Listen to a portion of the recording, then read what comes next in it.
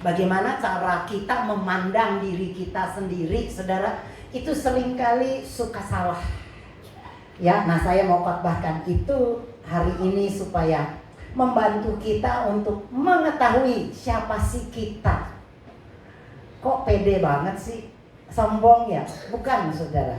Karena saya percaya identitas kita di dalam Kristus membawa sebuah perubahan yang sungguh luar biasa. Saya punya apa, saudara?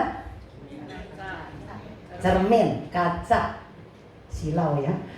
Bisa melihat wajah siapa? Wajah sendiri. Diri kita.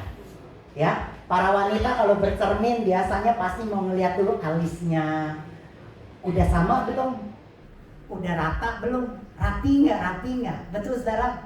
Apalagi kita yang suka dandan ya, sis ya, pakai eyeliner ya, mungkin ada yang lebih canggih pakai bulu mata ya, blush on, lipstick. Kita butuh cermin, benar nggak? Setelah kita cermin, kita melihat semuanya sudah oke, kita percaya diri banget sih. Tapi saya menemukan mungkin waktu kita berkaca, mungkin ada di antara kita yang merasa diri kita ini kecil. Ya, siapa gue ya? Kok lusuh, kumuh.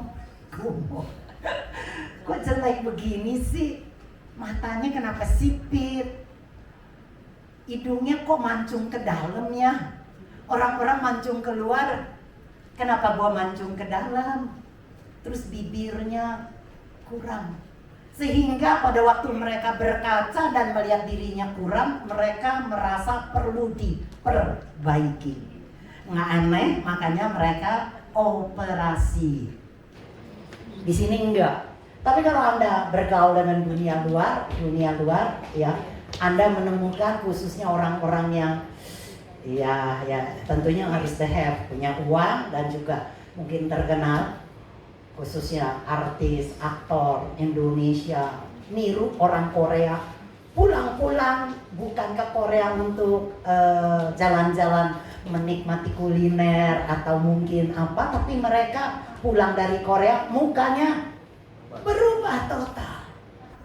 Sempat kaget kalau saya melihat seorang artis yang mengubah wajahnya hampir 100% ya. Semua diubah ya, sehingga penampilannya menjadi beda.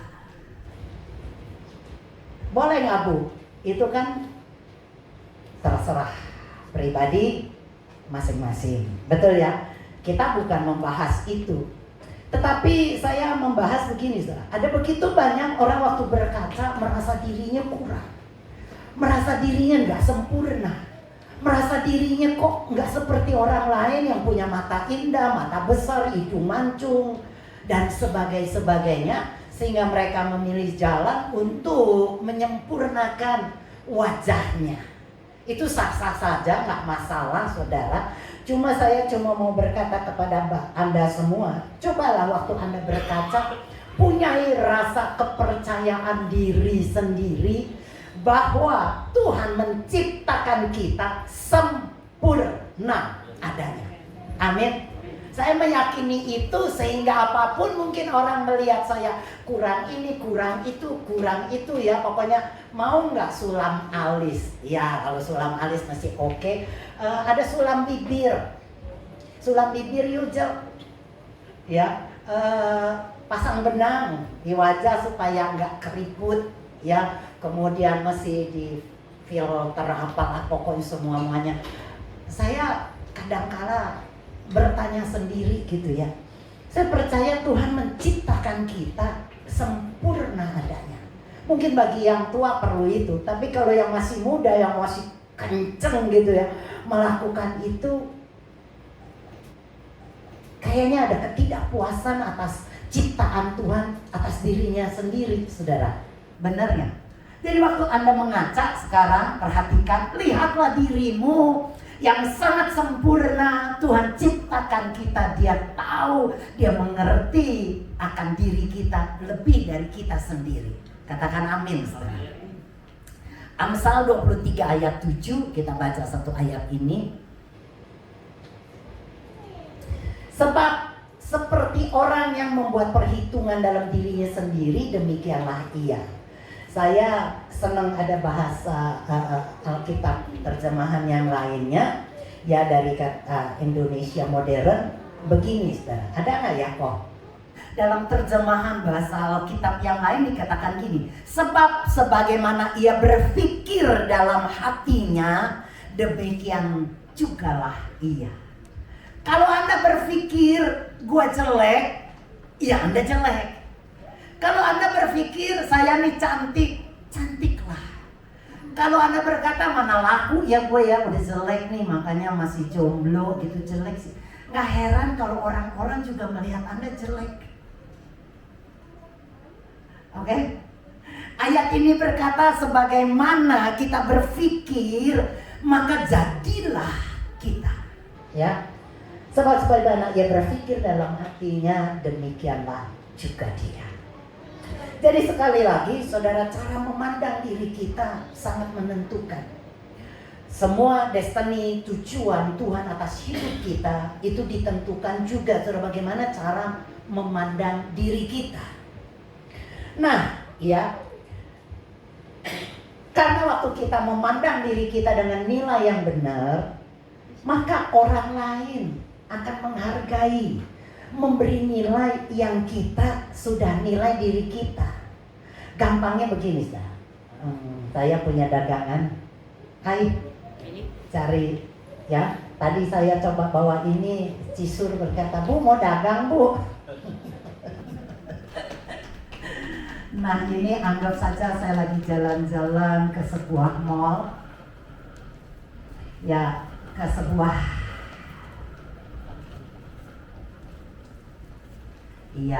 lagi belanja ke sebuah mall, pusat belanja, khususnya saya masuk ke tempat jual baju-baju.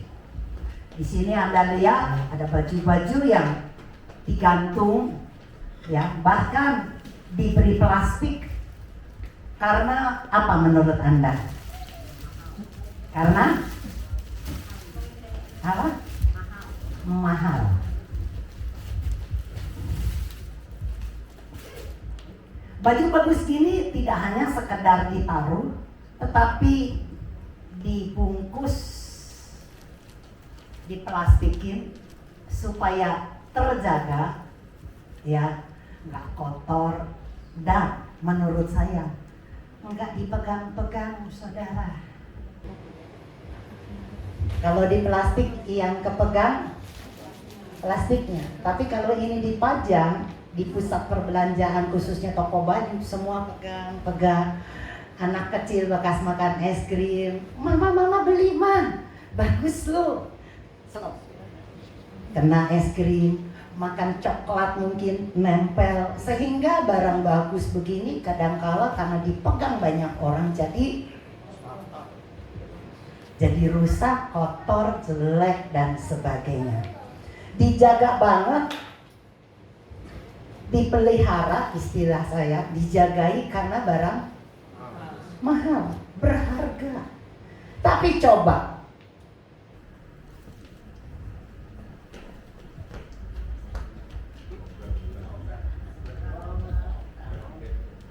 berapa? 70%. Ada yang mau beli?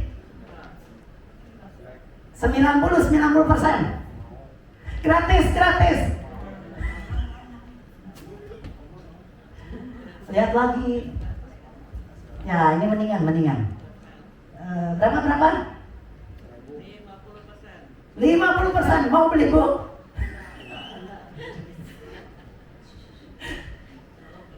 Ini akan diacak-acak. Ya, diaduk-aduk. Mungkin juga kalau yang iseng bekas makan dipeper. Jadikan topok. Saya harap Anda enggak ya? Enggak ya. Kejem banget sih. Beda banget saudara dengan yang ada di plastik. Kenapa dibedakan? Sama-sama baju kan? Sama-sama fungsinya, gunanya untuk kita pakai. Tetapi nilai, seorang memberi nilai ini mahal, ini bagus, maka ditempatkannya khusus, diberi perawatan secara khusus. Tapi kalau orang bilang, ini nggak berharga, jelek, udah dekil, gak ada yang mau, diubek-ubek, diaduk-aduk, saudara, bahkan mungkin dibuang karena nilainya sangat murah. Gampang lah kalau itu rusak atau itu sudah pecah, kita bisa beli lagi karena murah harganya. Tapi kalau barang yang berharga akan dijaga begitu rupa. Anda memberi nilai diri Anda, ya, kalau Anda merasa Anda adalah orang yang berharga, orang yang mahal karena Kristus Yesus sampai mati buat Anda, amin. Artinya Anda ini berharga atau murah? Berharga, luar biasa, saking mahalnya Dia berikan nyawanya buat kita karena berharganya kita sangat-sangat luar biasa. Bapak kita memandang kita itu mahal nilainya. Mahal, maka Dia jagai, Dia pelihara, Dia rawat begitu rupa, saudara, karena Dia tahu Anda dan saya ini mahal, berharga. Tapi kalau Anda merasa diri Anda ini adalah pecundang, diri Anda ini nggak bisa apa-apa, Anda selalu merasa diri Anda miskin, selalu merasa diri Anda kekurangan, selalu merasa bla bla bla yang negatif terus, maka orang lain akan menilai Anda juga seperti itu. Nggak heran kalau mungkin Anda diobok-obok orang, dipegang-pegang orang, dibuang orang, karena nilainya murah. Dengan ilustrasi seperti ini, saya berharap Anda mengerti banget betapa Anda ini bernilai. Kita geser dulu ya, pindahkan supaya Anda tidak terpaku dengan baju-baju yang bagus-bagus. Nah, kembali, biarkan kita bekerja.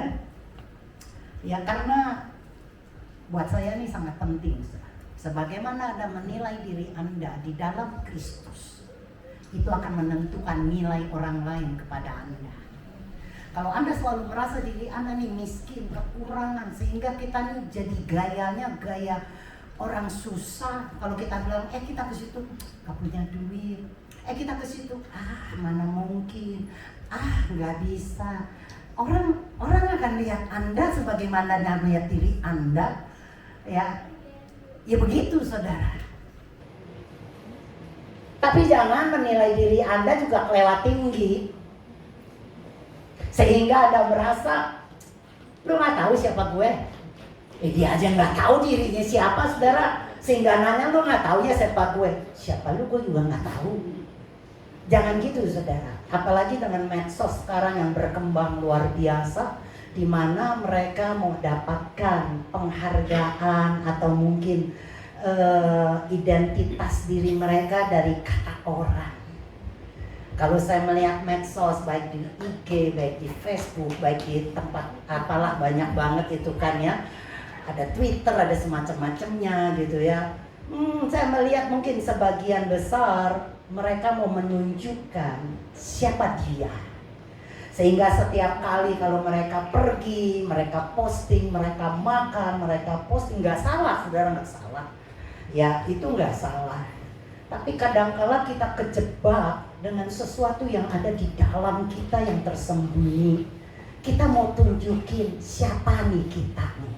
Orang lain perlu tahu gue lagi makan apa, gue lagi ngapain, gue lagi kemana, dan sebagainya.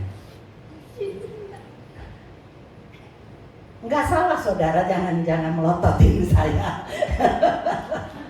Walaupun mungkin Anda tanya, ibu kok nggak main IG, nggak main Facebook. Saya menghindar karena kecenderungan buat saya pribadi, saya akui, saya takut jatuh ke arah kesombongan.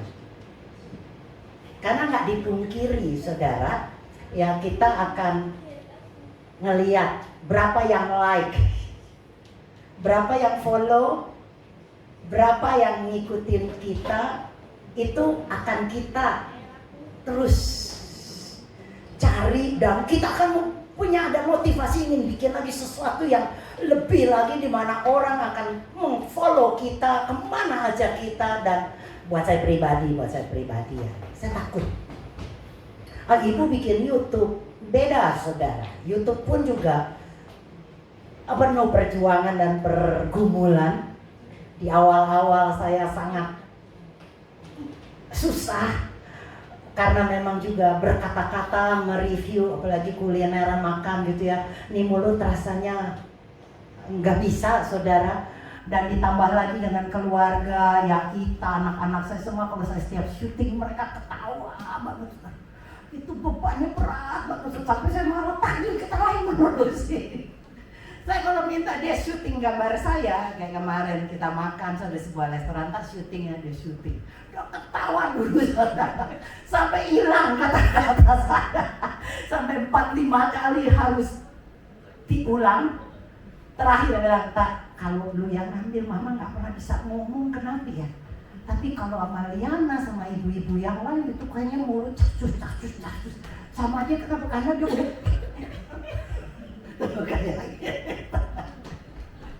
membuat saya jadi kayaknya minder gitu saudara. Ya belum anak 3 laki-laki saya, kalau setiap saya makan, ya makan, mama mau syuting dulu, syuting. Ayo cepet mah dingin nih. Ada pergumulan yang luar biasa, tapi saya berdoa.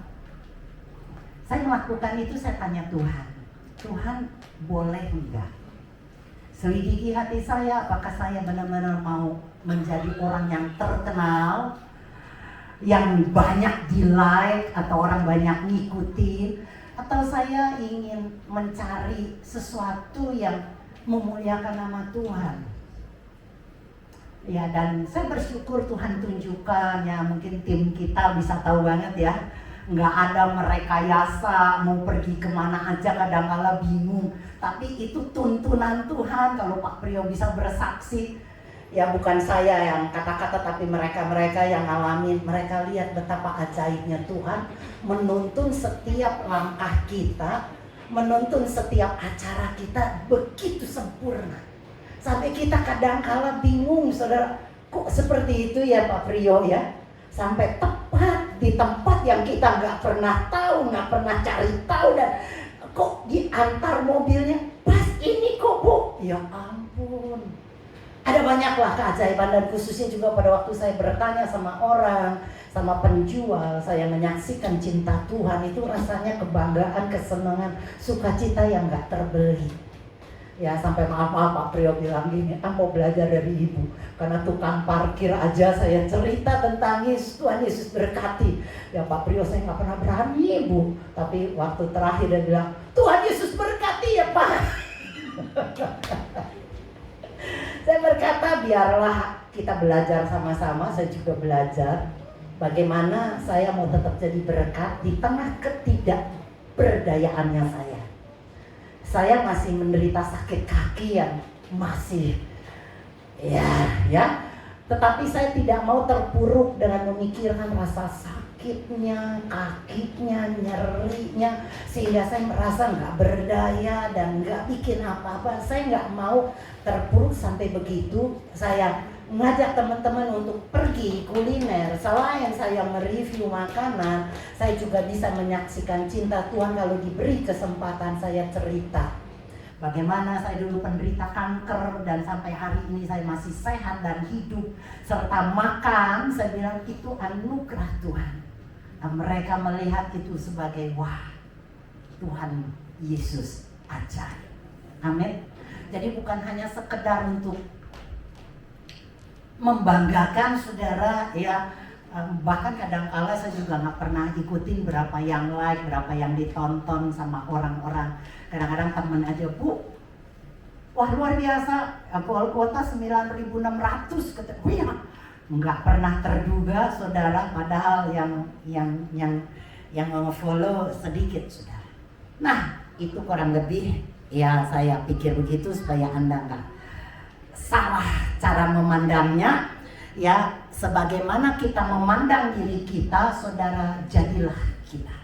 Kalau Anda berpikir Anda orang yang berguna, Anda akan dipakai Tuhan.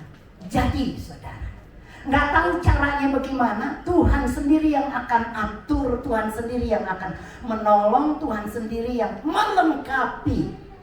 Nggak pernah kepikiran mau tim kuliner dari orang-orang gereja, Pak Priol, Yana, Wati, yuk kita sambil bikin. Nggak ada, saudara. Nggak pernah saya menunjuk seseorang untuk menjadi tim saya, tapi ngalir aja begitu rupa, dan waktu yang membuktikan mereka bisa jadi tim saya yang sampai hari ini masih tetap bisa berjalan. Semuanya karena Tuhan. Amin, saudara. Sebagaimana Anda berpikir diri Anda adalah orang yang besar, maka jadi, saudara. Tapi kalau dimulai dari pikiran Anda orang yang susah, Anda yang kalah, Anda adalah orang yang gak bisa apa-apa, Anda adalah orang yang miskin dan sebagainya, maka sulit mengharapkan orang lain untuk menghargai Anda. Barang yang murah akan diperlakukan sembarangan, tapi barang yang berharga akan diberi tempat yang khusus, saudara. Kita diciptakan menurut gambar dan rupa Tuhan, Kejadian 1 ayat 26, saudara. Ini tentunya sudah menjadi ayat yang Anda sering baca, bagaimana Tuhan menciptakan manusia menurut gambar dan rupa Tuhan. Jadi Anda ini adalah fotokopi dari Bapa kita. Orang akan melihat Tuhan dalam diri Anda. Katakan amin. Kita harus mencerminkan Kristus Yesus dalam diri kita. Iblis sangat tahu itu, makanya yang dicuri adalah identitas kita. Diberikan intimidasi, pikiran-pikiran saudara bahwa Anda ini adalah orang yang gagal, yang gak bisa apa-apa, nggak dipakai orang yang udah macam-macam. Itu semua dari pikiran. Rasa berdosa, rasa bersalah, saudara, itu sangat-sangat senjata iblis yang sangat dia pakai sampai hari ini. Coba bayangkan kalau kita punya rasa bersalah, saudara. Saya percaya seperti saya, rasanya enggak enak. Rasanya waktu kita melakukan kesalahan, waktu melakukan dosa, kita akan terhimpit dan iblis akan terus di dalam pikiran kita. Tuh kan, lu aja berdusta, lu aja bohong, Tuhan gak bakal sayang sama lu. Saya bukan berkata kita berbohong boleh, tidak. Dan tahukah Anda itu intimidasi setan terus merasakan, saya ini gak layak ya. Lu gue kok kayak gini aja kok sempet bisa bohong hal yang kecil ya. Lu udah deh, jangan lagi cerita tentang Tuhan.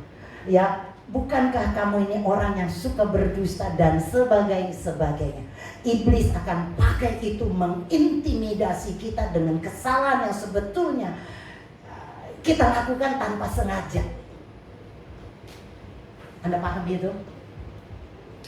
Ya, dan saudara, ada banyak kesalahan kita, kelemahan kita, kekurangan kita, saudara, yang terus kita pegang dan akhirnya membuat rencana Tuhan gak jadi. Contohnya Musa. Coba kita lihat Keluaran pasal 3 ayat 10 sampai 11. Keluaran pasal 3 ayat 10 sampai 11. Jadi sekarang pergilah, aku mengutus engkau kepada Firaun untuk membawa umatku orang Israel keluar dari Mesir. Tetapi Musa berkata kepada Tuhan, siapa aku ini? Maka aku yang menghadap Firaun dan membawa orang Israel keluar dari Mesir.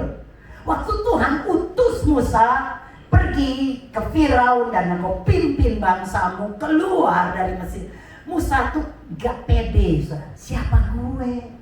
Enggak salah nih Tuhan. Kalau Anda baca kitab Keluaran ini, begitu banyak, bukan sekali, begitu banyak Musa membantah dan berkata, siapa saya? Saya bukan orang besar, saya orang gak mampu, saya gak bisa, saya gak mungkin, ya. Mana mungkin, gak bisa apa-apa, saya kecil. Dan saudara tahu, Musa memang punya kekurangan. Keluaran 4 ayat 10 kita lihat. Keluaran 4 ayat 10.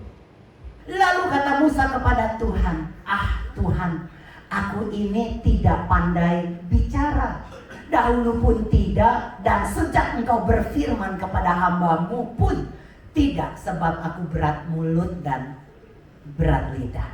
Dalam terjemahan bahasa Indonesia versi yang lain, Anda bisa kok, ini lebih mantap saudara saya membacanya, dikatakan gini. Musa berkata kepada Tuhan, Tuhan, aku mengatakan yang benar kepadamu. Ini benar loh Tuhan. Ini benar loh. Tuhan coba bayangkan. Sampai bisa ngomong sama Tuhan, aku benar loh Tuhan. Emangnya Tuhan salah saudara memilih Musa? Tuhan nggak tahu apa kesalahan dan kelemahan Musa. Pasti Tuhan tahu. Tapi Musa ini lihat, aku bukan orang yang pandai berbicara. Aku tidak pernah berbicara dengan baik. Dan sekarang biarpun aku telah berbicara dengan engkau, aku masih belum menjadi pembicara yang baik. Aku tahu bahwa aku lambat berbicara dan tidak memakai kata-kata yang terbaik. Coba Anda lihat betapa rasa kecilnya Musa menganggap dirinya, saya nggak bisa apa-apa. Saya nih gagap dari kecil, saya nih gagap. Tahu gagap saudara? Susah ngomong di depan banyak orang. Ntar suka pakai berat lidah, nggak bisa merangkai kata-kata. Makanya banyak banget kalau Anda disuruh berdoa di depan umum, di depan banyak orang, Anda akan tergagap-gagap dan nggak bisa. Jangan saya bu, jangan saya. Nggak pinter ngomong, nggak bisa ngomong. Padahal kalau ngomong di belakang saudara sama temennya, wah. Ini Musa merasa dirinya selalu nggak bisa dan nggak berguna karena dia punya kelemahan, kekurangan, gagap. Tapi waktu saya mikirin ini, apa Tuhan nggak tahu kekurangan Musa? Sampai disuruh menghadap Firaun. Menghadap Firaun bukan cuma menghadap selesai, tetapi setelah ini pengertiannya, dan menghadap Firaun dia harus berkata-kata untuk membawa umat Israel keluar jadi seorang nego. Dia bernego sama Firaun yang raja. Anda nih, kalau saya utus pergi ya ke Bapak Jokowi, bilang dong gereja ini atau jalanan ini ya diperbaiki dan sebagainya. Anda menjadi mediator, pergi ke istana untuk membicarakan gereja ini. Saudara sanggup? Saya percaya di antara kita, bu, benar aja bu, ngomong banyak kata-kata dan bernego sama raja. Enggak bisa saudara, enggak semua bisa, betul saudara. Apalagi berbicara untuk membebaskan umatnya. Saya percaya saudara Musa bisa merasakan itu takut. Tapi Tuhan kan tahu saudara. Kekurangan Musa, kelemahan Musa, Tuhan tahu. Karena Tuhan yang menciptakan Musa. Alasan Musa terlalu banyak saudara. Sampai akhirnya kita lihat di Keluaran pasal 3 ayat ke-12 saudara. Keluaran 3 ayat 12 ya dikatakan gini, Keluaran 3 ayat 12, bukankah aku akan menyertai engkau? Ya, bukankah aku akan menyertai engkau? Waktu Anda merasa diri Anda tidak mampu, diutus Tuhan, ya diperintahkan Tuhan, Anda merasa diri Anda kecil, ingat saudara, Tuhan yang mengutus, Tuhan yang menyertai, Tuhan yang melengkapi. Amin. Semuanya Tuhan saudara. Makanya kalau kita fokus dan terus tujukan ke Dia, saya percaya semuanya kita akan rest dan tenang saudara. Santai banget saudara menghadapi hidup ini. Kita tahu Dia menyertai kita. Apapun yang kita buat, Dia menyertai, membuat kita menjadi tenang. Di tengah ketidakbisaan kita, di tengah kebodohan, kekurangan, kelemahan kita, kita percaya Dia tetap menyertai kita. Kita hidup bukan kata orang. Orang ya, ngerti gak saudara? Kita hidup bukanlah dari pendapat orang. Orang mau berpendapat mengenai diri kita, ini begini, begono, begitu. Itu, saudara, nggak penting menurut saya. Tetapi yang terpenting apa kata Tuhan terhadap diri kita. Kalau dia berkata kepada Gideon, engkaulah pahlawan. Padahal perbuatan Gideon, saudara, waktu itu lagi sembunyi, ketakutan, lagi ngumpet di goa karena takut sama musuh.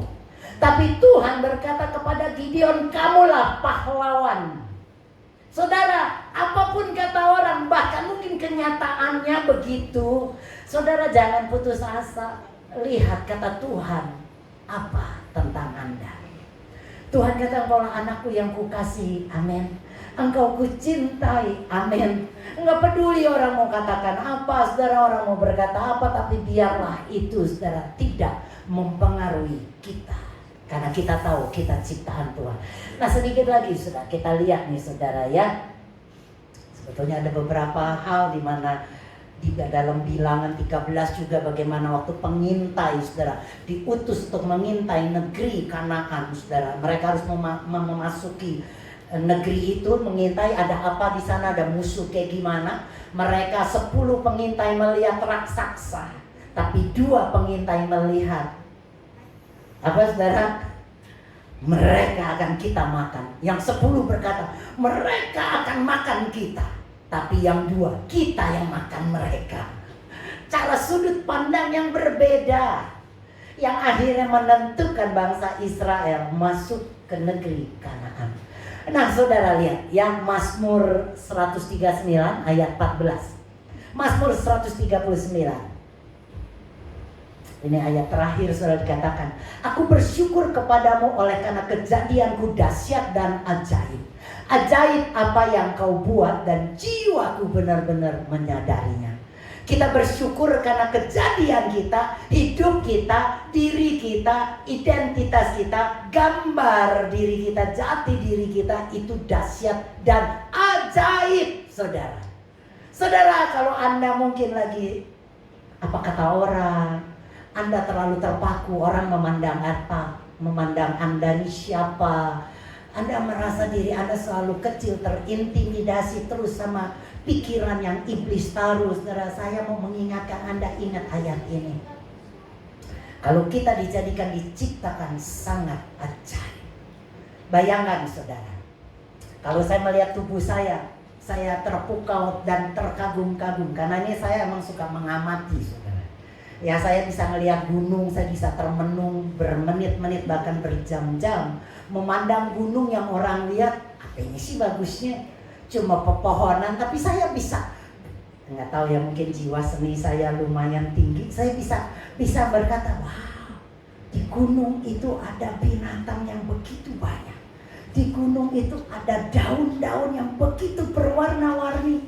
Ada pohon yang kecil dan pohon yang besar, yang rimbun, yang membuat kita bisa berteduh. Di gunung itu ada begitu ribuan burung yang bisa berkicau dan hidup bebas dan sebagainya. Kalau orang sudah memandang satu gunung, apa bagusnya ya?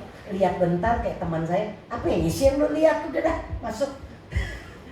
Beda. Saya melihat lautan, saya bisa, saudara, memuji Tuhan karena saya bisa menyelam di dalam kedalaman lautan.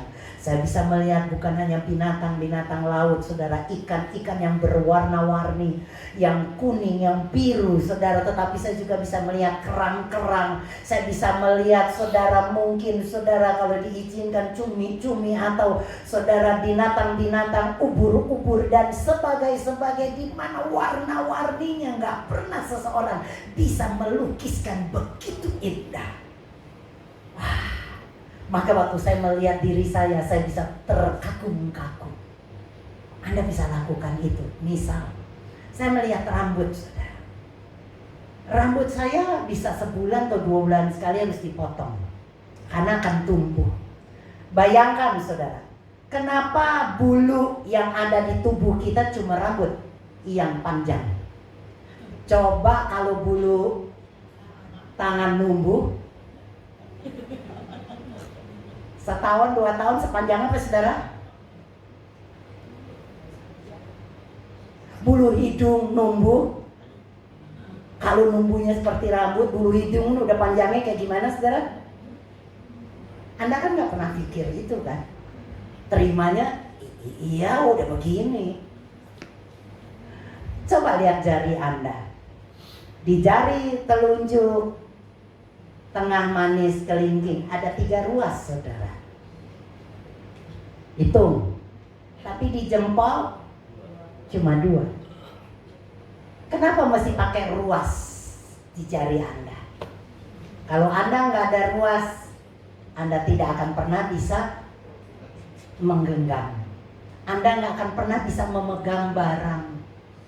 Anda nggak mungkin bisa, saudara, melakukan aktivitas nulis, ngetik, main HP, ya macam-macam. Kalau nggak ada ruas jari-jari kita. Pernah bayangkan itu? Kayaknya biasa dari dulu, dari lahir udah begini. Anda nggak pernah merenungi. Tapi buat saya berkata terima kasih Tuhan.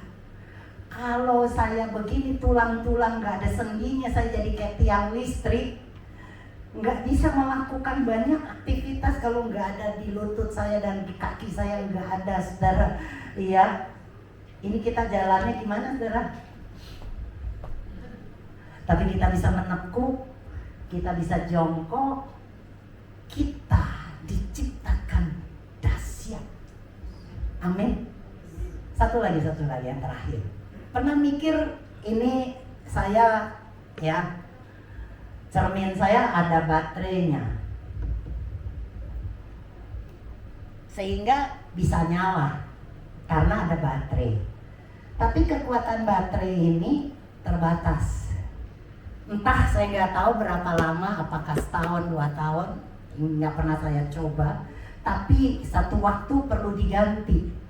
Sama seperti baterai di jam dinding kita, betul? Bahkan HP kita baterainya harus di charger, di strom, diganti dayanya untuk supaya bisa berfungsi. Setuju ya? Tapi jantung Anda berdetak dari bayi sampai sekarang usia 67 Om. Pernah ganti baterai nggak? Pernah di charge, dilistrikin? 67 tahun loh. Baterai mana yang bisa diciptakan begitu lama dan begitu kuat? Makanya kalau baterainya udah soak kita langsung mati.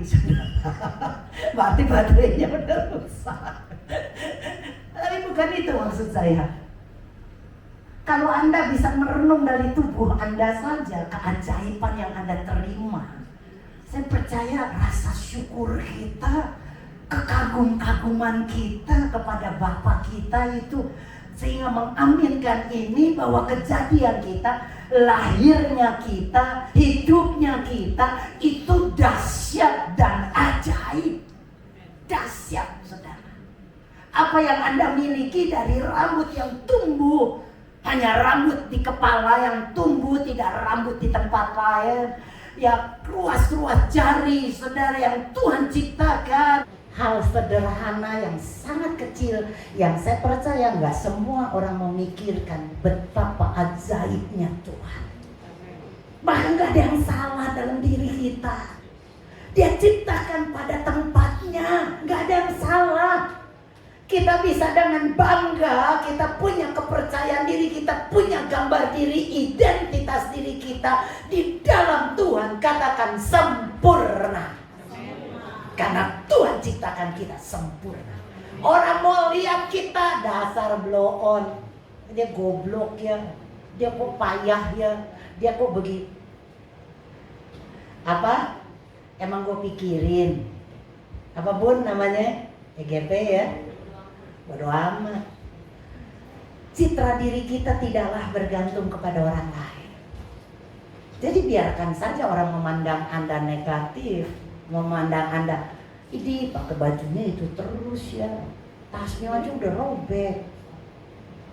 Nah, kita kan kadang-kadang kepengen punya pencitraan diri kita yang sangat tinggi, makanya itu kita lakukan seperti tadi tuh di medsos. Tapi saya mau berkata, seberapapun Anda hari ini, Anda itu ajaib. Amin. Tutup Alkitab, saudara, saya berdoa biarlah ini memberkati kita, mengingatkan kita bahwa Anda adalah sempurna dan ajaib. Maka saya nggak pernah, saudara, rasanya minder. Ya walaupun saya sudah nenek-nenek seperti ini, saya masih bertingkah seperti anak muda, amin. Bukan saudara jadi kayak anak kecil, tapi saya berkata betapa saya punya Tuhan yang sangat luar biasa. Betapa ajaibnya Tuhan, amin.